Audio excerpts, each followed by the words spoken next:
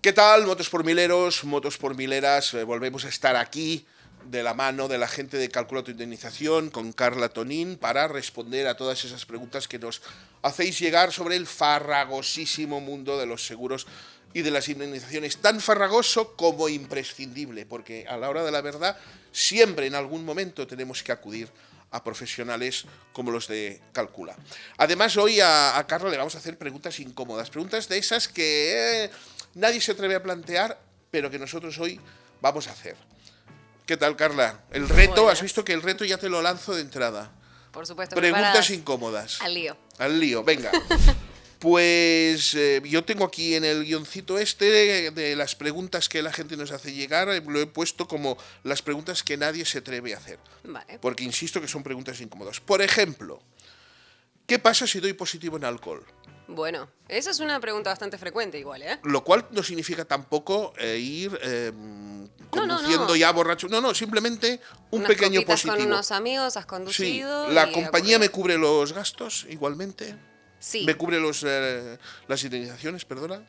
Bueno, ahí va, porque me Sí, dijiste gastos, sí, vamos sí, sí, a perdón, desglosar perdón. un poquito. Sí. Siempre a la hora de mirar un siniestro tenemos que focalizar nuestra atención en qué suceso, qué hecho fue el que ocasionó la colisión o el accidente en sí. Entonces, si el motivo por el cual se ocurrió el siniestro fue que íbamos bebidos, entonces evidentemente se nos considera el causante del siniestro y por tanto no tenemos derecho a indemnización. Ahora bien, vamos a suponer que hemos salido a tomar una cerveza con unos amigos, vamos con la mínima por encima de lo que debería y recibimos en autopista un impacto trasero, un impacto por alcance trasero. En ese caso yo no soy la causante y el factor de que yo haya ido un poco alcoholizada no influyó en la ocurrencia del siniestro. Es decir, en ese caso sí tengo derecho a indemnización plena, al 100%. No hay ninguna concurrencia porque yo no he aportado a que el siniestro ocurriera, ¿sí? Es decir, que la compañía contraria no puede No. acogerse a que tú habías dado un cero, pongamos un 0,3. No, no, no. En este caso, en el que acabo de plantear, somos víctimas al 100% y la compañía contraria debe hacerse responsable del daño que me ha ocasionado. Ahora bien, vamos a suponer que vamos alcoholizados y somos nosotros quienes hacemos que el siniestro ocurra.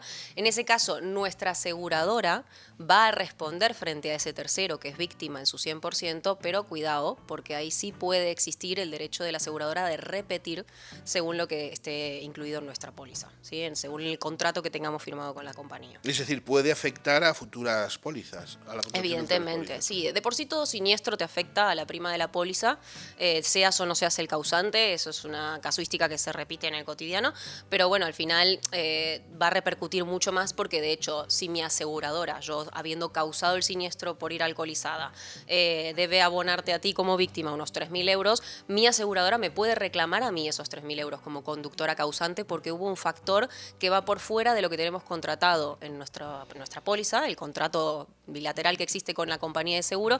Entonces, en ese caso, la compañía está facultada a reclamarme a mí el desembolso de dinero que ha debido hacer para la víctima, ¿sí?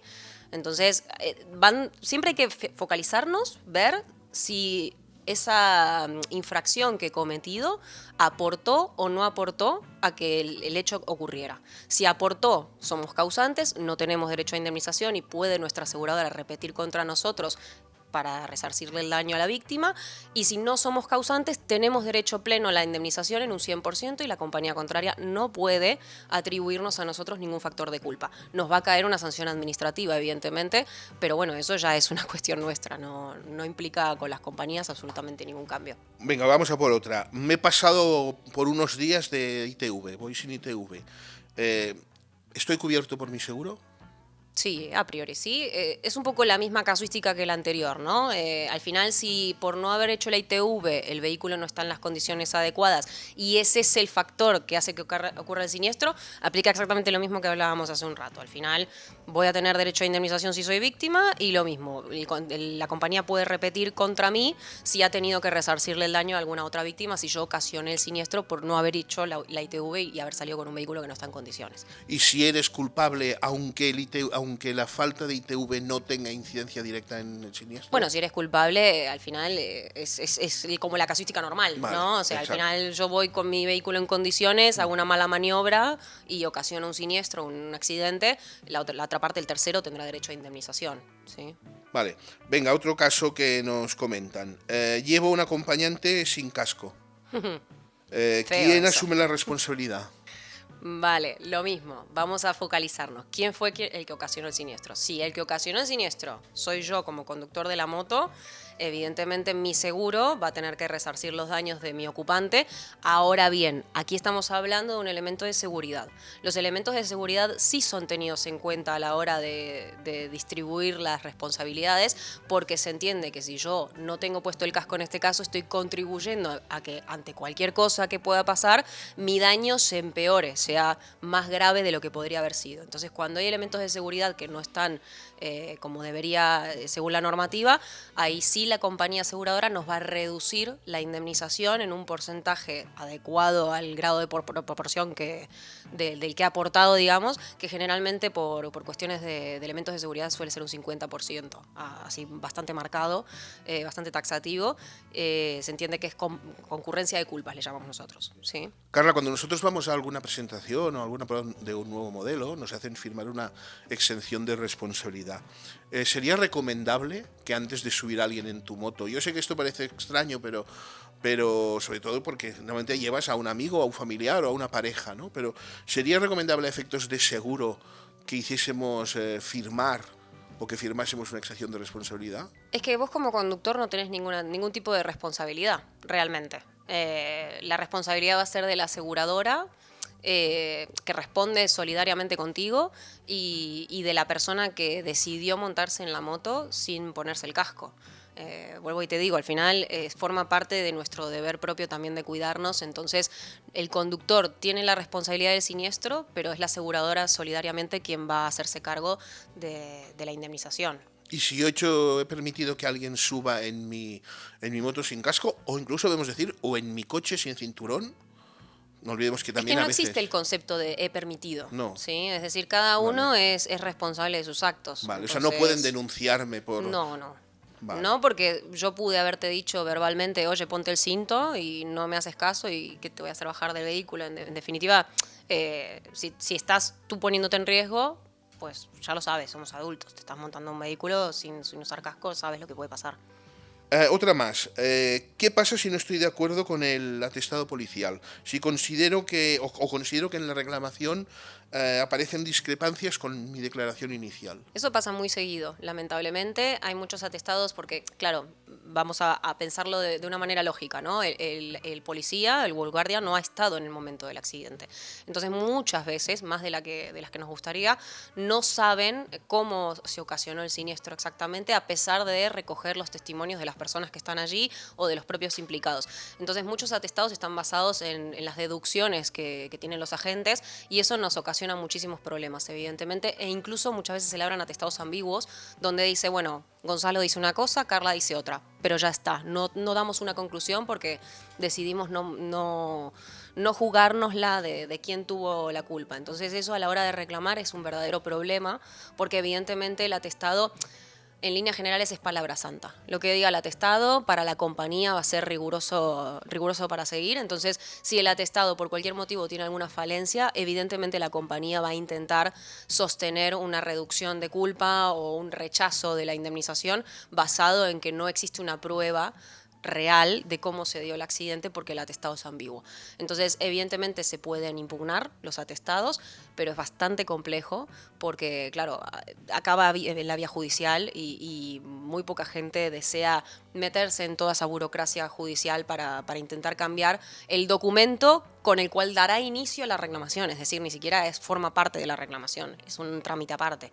Entonces, bueno, lo ideal es cuando tenemos un accidente intentar tomar fotografías, recoger testimoniales, ver si hay cámaras, pero bueno, es cierto que el atestado en definitiva es la prueba fundamental, ¿sí? Como ves, las cuestiones hoy son Tan picantes. delicadas, delicadas. Sí. Oye, ¿qué pasa si, por ejemplo, digo que yo iba solo, pero realmente llevaba a alguien, pero no quiero que se sepa o no quiero involucrar a esa persona? ¿Eso se puede considerar fraude al seguro? Bueno, sí, si le involucra al seguro algún tipo de desembolso posterior o algún perjuicio económico, evidentemente si no has dicho la verdad, es en este caso en concreto y en cualquiera. Al final nosotros tenemos una contratación con esa aseguradora y nos debemos honestidad en ambas direcciones. Es decir, que en ese Entonces, sentido sí que después la compañía pues puede, por ejemplo, anular mi póliza, ¿no? bueno, sí, si le has causado un perjuicio grave, sí, sí, sí. Lo que pasa es que estamos hablando muy en general, habría que ver casuísticas más en particular, pero sí, evidentemente si por cualquier motivo le estoy diciendo a la aseguradora algo que no es determinado fraude, pero para lo que es la compañía, sí, vas a pasar seguro por detección del fraude del departamento que ellos tienen allí y por cualquier motivo pueden o bien subirte la prima o cancelártela o si estamos hablando de un siniestro en particular, no responder ante ese siniestro. Es decir, sí tienen herramientas. Es decir, que hay que acudir al agente de seguros como al médico, ¿eh? Decir siempre la verdad. Yo lo recomiendo, sí, sí, sí. Oye, ¿puedo reclamar si me caigo yo solo, sin que intervenga otro vehículo? Sí, se puede reclamar si te has caído tú solo.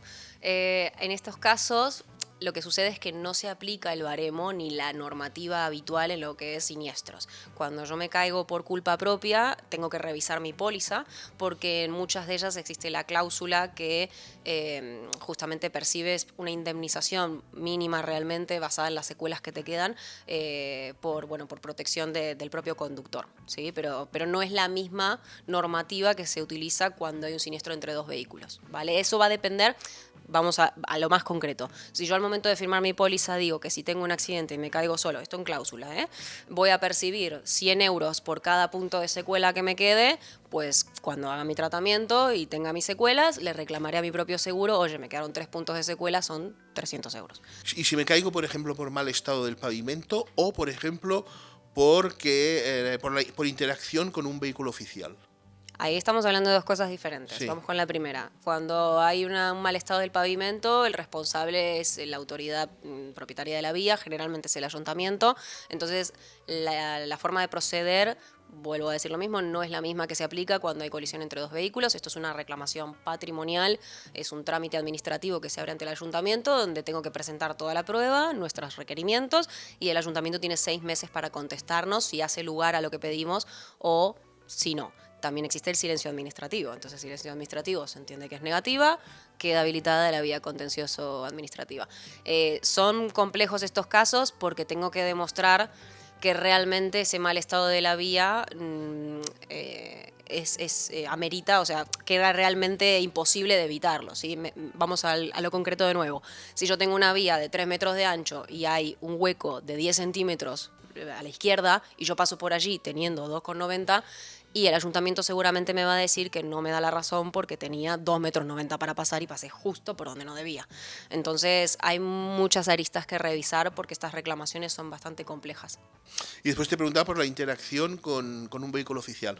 Una ambulancia, un coche de policía que va pues con la sirena a toda velocidad y nos obliga a una maniobra. ¿Cómo funcionamos? Bueno, es que estos vehículos también tienen responsabilidad civil contra terceros, entonces habrá que reclamarle al seguro, que muchas veces es el consorcio de compensación que actúa como seguro, y si no, si estaban en medio de un operativo, por ejemplo, policía o ambulancia con la sirena y demás, y implica lo mismo, un factor de culpa de mi parte, porque sé que tengo que moverme y no lo he hecho, pues al momento de reclamarle a la aseguradora de responsabilidad civil de la ambulancia o del coche policía, voy a recibir una reducción de la indemnización probablemente. Vale, otra más. Esta me parece también, bueno, todas me parecen interesantes, pero esta yo creo que es algo que sí ocurre con cierta cotidianidad, ¿no? O sea, estoy usando la moto para ir a trabajar, aunque no la declaré en la póliza como vehículo de trabajo. ¿Es motivo para que la compañía me pueda rechazar el siniestro?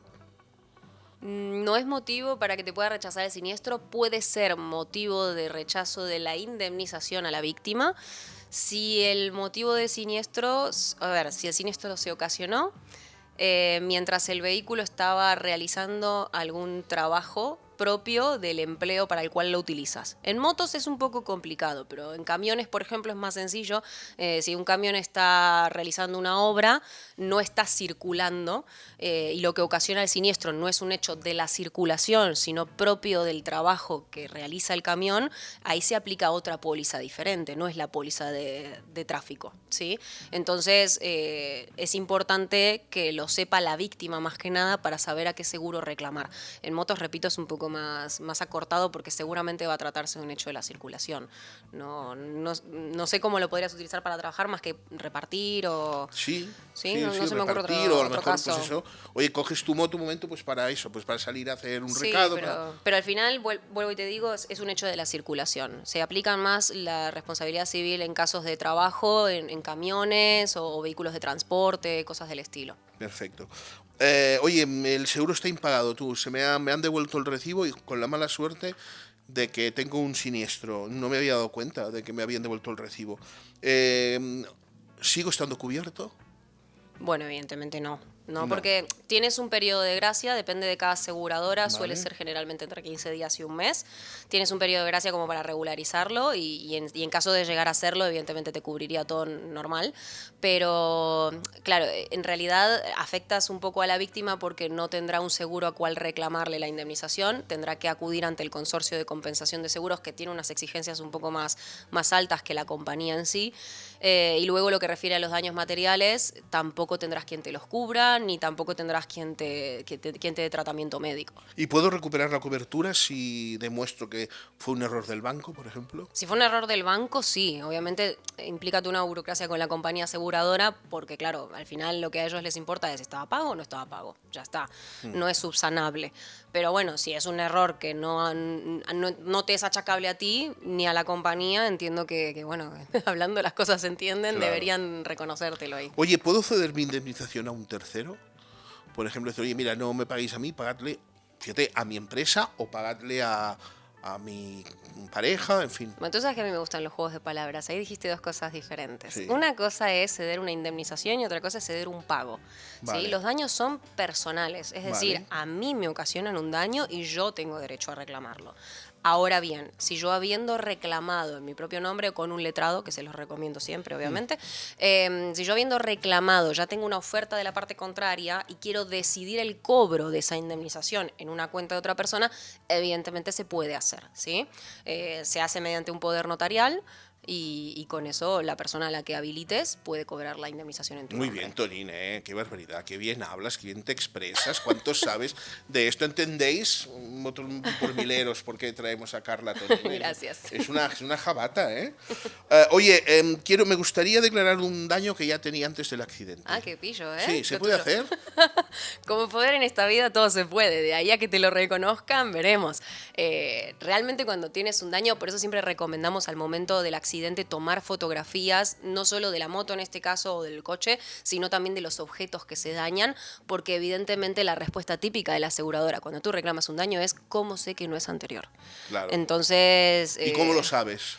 Bueno, si tienes fotografías del bien, de cómo se encontraba en fechas anteriores, es fácilmente demostrable, pero siempre lo ideal es que conste en el atestado o en el parte amistoso, porque a pesar de que lo estás poniendo tú, ya es un documento fehaciente que dice, oye, esto aquí se ha roto, ¿sí? Entonces está firmado por ambas partes y ahí ya se entiende que también el contrario está declarando de Está buena de acuerdo, fe. ¿no? Exacto, exacto, Vale. sí, sí. Oye, tengo la moto transformada. ¿Me pueden... bueno, puedo perder el derecho a indemnización por conducir la moto pues trucada o transformada? Yo creo que no es lo mismo nuestro simpático interlocutor ha puesto trucada. Yo creo que no es lo mismo trucado que transformado. No, Lo trucado coincido. estamos hablando de que, por ejemplo, se han alterado las prestaciones de motor. Ya. Y quizás es un tema diferente, ¿no? Pero sí transformada, ¿no? Por ejemplo, la moto pues has quitado el carenado o le has añadido algún tipo de accesorio. No, a priori no tendría por qué ocasionar ninguna consecuencia, a menos que, al igual sentido que en lo de el vencimiento de la ITV, si él está en un mal estado y eso corre por tu cuenta por haberla manoseado, por haberlo tocado, evidentemente ahí sí tendrás un factor de responsabilidad. Pero si tú tienes la moto acondicionada a tu gusto y eso en el funcionamiento no genera ningún percance, evidentemente no te genera ninguna consecuencia.